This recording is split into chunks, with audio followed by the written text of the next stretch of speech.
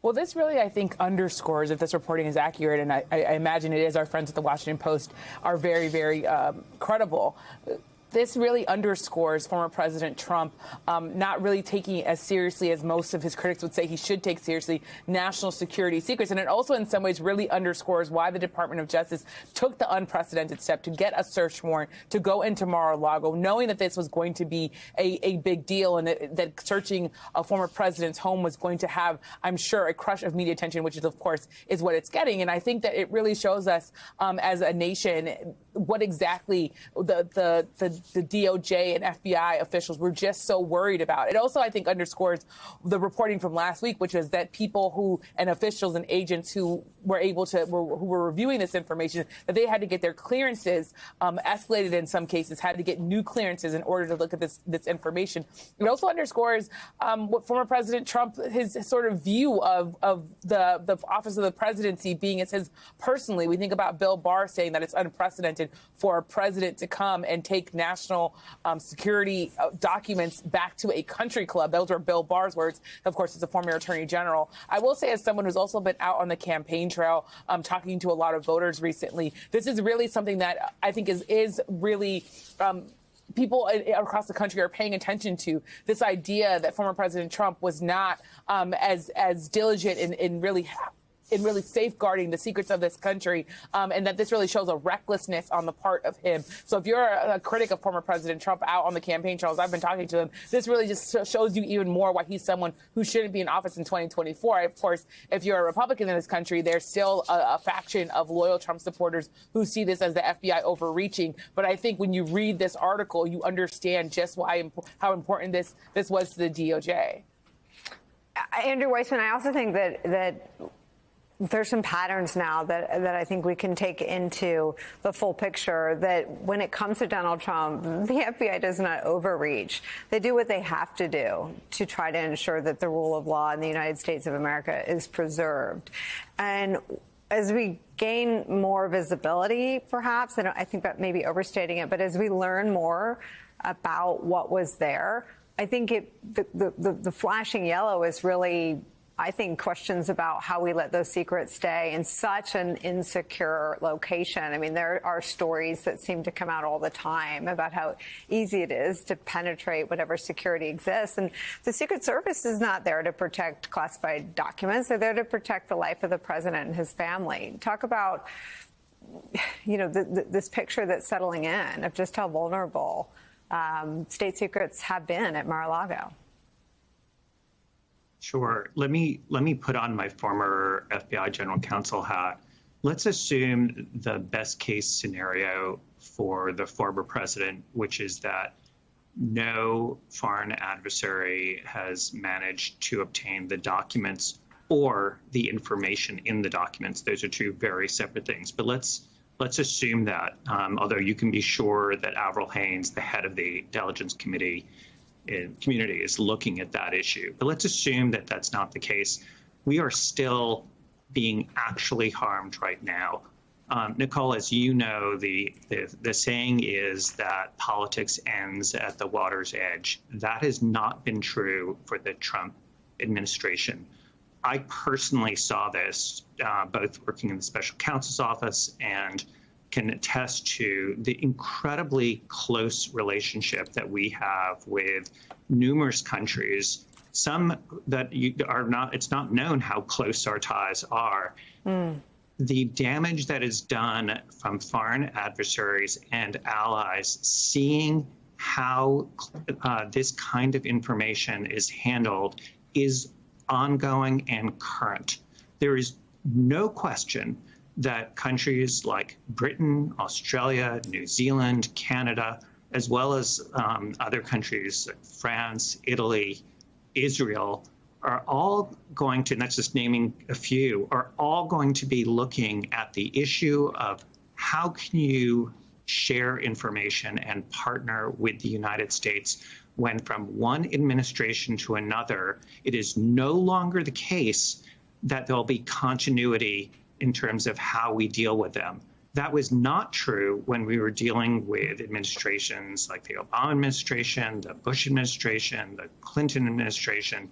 where there was that continuity and trust that the intelligence community would have one message and would be acting the same way. This has real damage in terms of what the former president is doing in terms of, and that's assuming the best case in terms of what he has done here. Andrew, let me stay with you and just drill down a little deeper. So we don't know what government's nuclear secrets were found amid the Mar-a-Lago classified and top secret intelligence that was seized from Mar-a-Lago. But we do know that everyone, our allies and our adversaries, read the story today as well. What sort of damage control, with your sort of informed guess, would you think is underway with both the kinds of countries you named, with whom we have intelligence sharing relationships, and countries where what we share and what we know is more opaque? So, I mean, there's a limited amount that can be done, but this is totally hypothetical, but let's assume that the documents that we're talking about are nuclear capabilities of Iran. It's just a hypothetical. And let's assume that that information is in part based on intelligence from an ally, England, Israel. What is the message if we are now trying to get additional information on a whole host of things that are important to the national security of our country?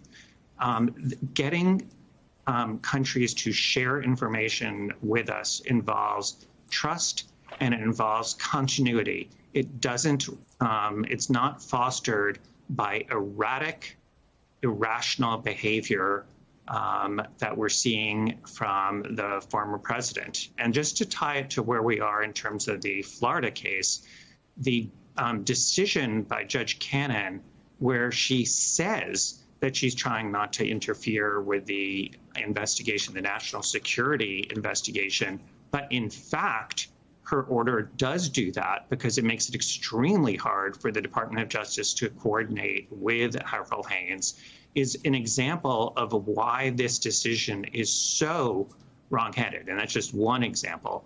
But I really can't stress enough that there is actual damage to our national security status and ability to protect the country based on the reporting that we've seen in the Washington Post.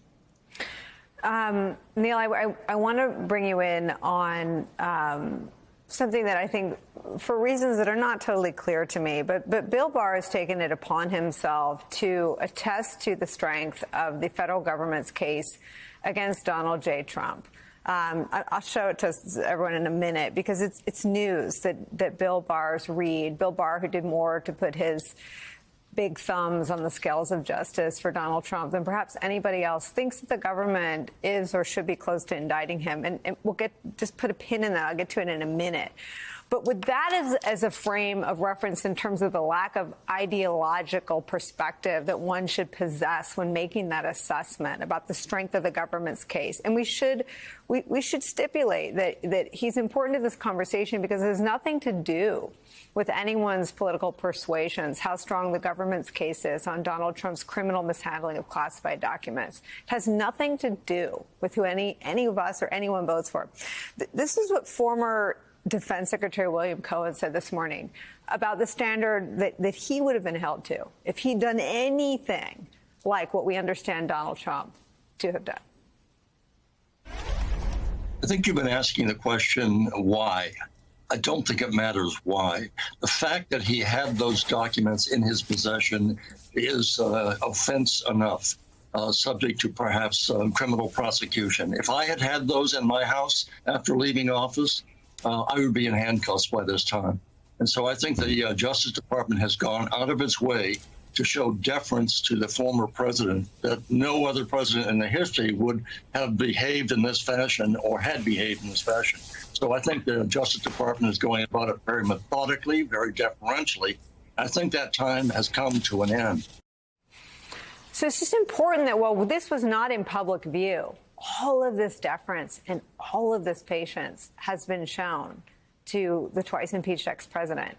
And now here we are, learning in the Washington Post that another country's nuclear secrets were among the documents hoarded and seized. Yeah, Nicole. So Secretary Cohen's absolutely right. I handled some of these documents, and they're under such lock and key and control. You have to sign them in, sign them out, and if I brought them home, absolutely, handcuffs would be the next step. And as far as the legal position of Donald Trump, I mean, when you've lost Bill Barr, that's really telling. And I think it's because of this extraordinary ruling of the judge. Andrew referred to Trump's action as erratic and irrational, and I think that aptly describes what this judge did here. She stopped the criminal investigation because she thought there was a handful of documents that were potentially privileged, and that's a bazooka when one needs at most a scalpel. And Barr made his comments before the Washington Post article yesterday on the nuclear information. That just underscores, as Andrew was saying a moment ago, just how insane her ruling is. I mean, this material was so sensitive that when it was found by FBI agents, they weren't even cleared to look at it. Only a handful of people can, and yet this judge stopped the investigation entirely. And, to quote that renowned legal scholar, Stefan from Saturday Night Live, Mar-a-Lago, it turns out, I guess, has everything. It's got wedding facilities, palatial pools, and nuclear secrets. It's the kind of full-service country club that every foreign spy dreams about. And the one thing I disagree a little bit with Secretary Cohen is he said the why doesn't matter. But I do think that the why actually matters a bit, because this is Donald Trump not just stealing these documents, not just putting them in his home at Mar-a-Lago, but also refusing to turn them over in response to a subpoena. And from the day this investigation began in public view, we've all been asking, Andrew said it on your show, I've said it on your show, some of you have said, what in the world, Donald Trump, are you doing with these documents?